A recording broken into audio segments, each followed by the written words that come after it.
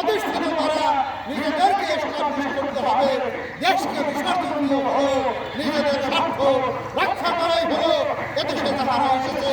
স্বাধীনতা এবং তাহার পূর্ববর্তী মুহূর্ত থেকে আজ পর্যন্ত এই বাংলার জনগণ তাহাই উপলব্ধি করে আসছে, অর্থাৎ এই বাংলার জনগণকে, এদেশের মানুষকে আর বোকা বানিয়ে রাখা যাবে না।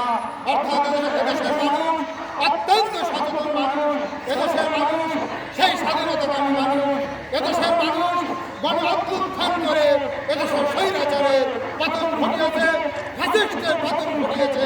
অর্থাৎ তাহার থেকে আমাদের বুঝতে হবে এই বাঙালি জাতি, এই এদেশের মানুষকে বোকা বানিয়ে রাখা যাবে না। তাই এই বাংলার মানুষ প্রতীক্ষায় আছে, তাহারা অপেক্ষায় আছে একজন মহান অভিভাবকের, একজন মহান নেতার, যাহার কথায় যাহা থাকবে কাজের মাধ্যমে তাহা বাস্তবায়ন হবে।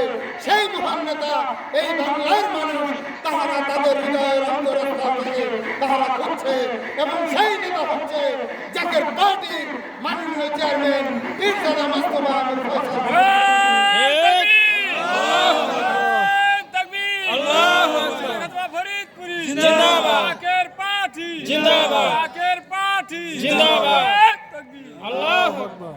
এদেশের মানুষকে অর্থনৈতিক মুক্তি এটা সময়ের ব্যবধান মাত্র। যদি আপনার আমার ভিতর সেই নীতি নৈতিকতা থাকে, আর যদি তাহা ভুলে গিয়ে নিজের পকেট, নিজেকে বিত্তশালী করার চিন্তা ভাবনা থাকে, কশ্চিনকালেও সেটা সম্ভব হবে না। অবশ্যই সেই ত্যাগ নিজে স্বীকার দিয়ে এদেশের মানুষকে অর্থনৈতিকভাবে মুক্ত করতে হবে।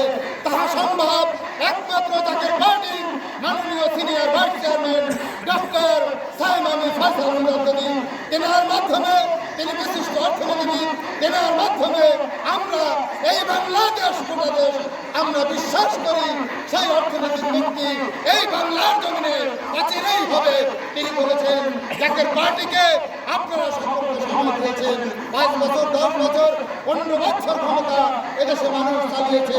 জাকের পার্টিকে আপনারা মাত্র 3টি বছর যদি সময় দেন, আমরা বিশ্বাস করি এর মধ্যে এই বাংলাদেশের মেরুকরণ অর্থনীতিকের চাকা সচল করে জাকের পার্টি ছাড়বে ইনশাআল্লাহ বলেছেন জাকের পার্টির মাননীয় senior vice chairman doctor Saim Amir Faisal Mujaddedi. অর্থাৎ এই বাংলার মানুষকে যদি অন্তর থেকে ভালোবেসে থাকে, তাহা হচ্ছে জাকের পার্টির মাননীয় চেয়ারম্যান মোস্তফা আমির ফয়সাল মুজাদ্দেদী এবং জাকের পার্টির মাননীয় সিনিয়র ভাইস চেয়ারম্যান